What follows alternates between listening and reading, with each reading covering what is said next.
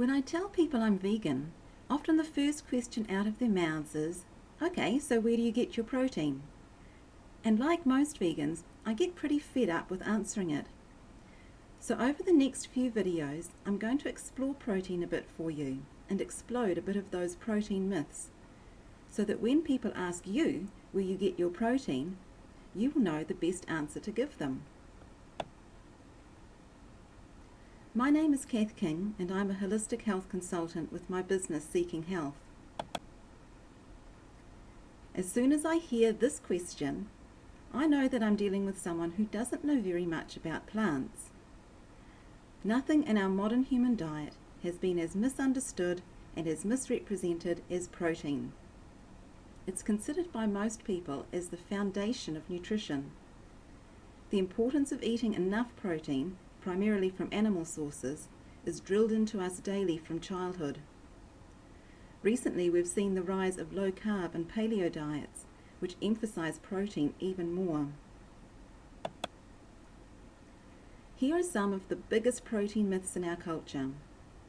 Today, I'd like to discuss the first myth and share with you the truth about our need for protein. Myth 1. Protein is the most important nutrient in our diet. Protein is one of the 3 required macronutrients for humans. Carbohydrates and fats are the other 2.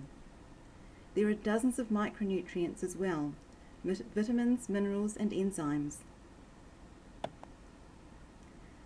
If you're a typical Kiwi or American or Australian or Brit, you've been influenced by many people who have told you that protein is primary.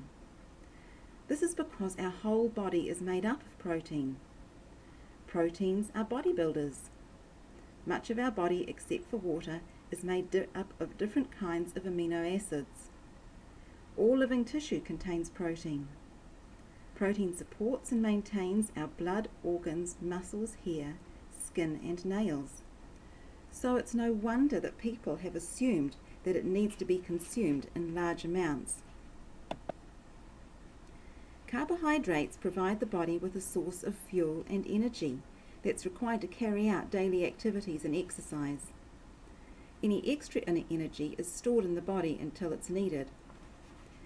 Our bodies need a constant supply of energy to function properly, and a lack of carbohydrates in the diet can cause tiredness or fatigue, poor mental function, and lack of endurance and stamina. Carbohydrates are also important for the correct working of our brain, heart, and nervous, digestive, and immune systems. Fiber, which is also a form of carbohydrate, is essential for the elimination of waste materials and toxins from the body, and helps to keep the intestines disease-free and clean. Fat is an insulator. It makes up part of our brain.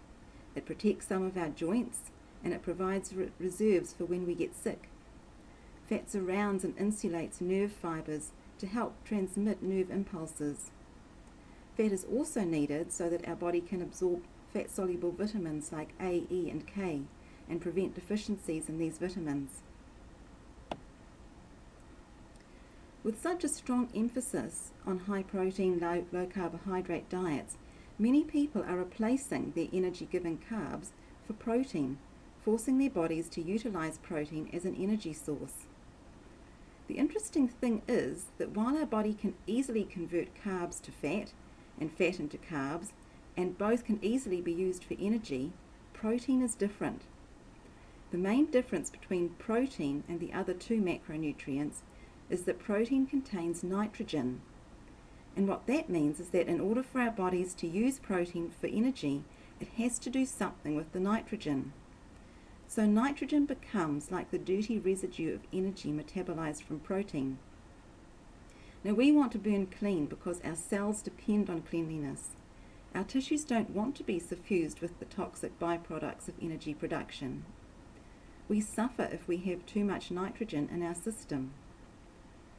But remember, our bodies were never designed to obtain energy from protein. And remember that protein's role is as a bodybuilder. And because of this, throughout history all over the world, we have seen that as indigenous cultures add more protein into their diets, their rates of chronic degenerative disease also starts to increase. This is interesting because one of the main reasons people tell me that they need to eat meat is that they don't have enough energy when they cut it out of their diet. So if protein isn't our best energy source, why would they feel low in energy? The answer is that once you stop adding toxins to your body, like the nitrogen, uric acid, lactic acid, phosphoric acid, and sulfuric acid, all of which are byproducts of consuming high animal protein, your body starts to clean house, and this requires a lot of energy. Hence, they feel tired. So how much protein do we need each day for body maintenance and growth, and how much is excess, forcing our body to try to use protein as an energy source? We'll explore that next time.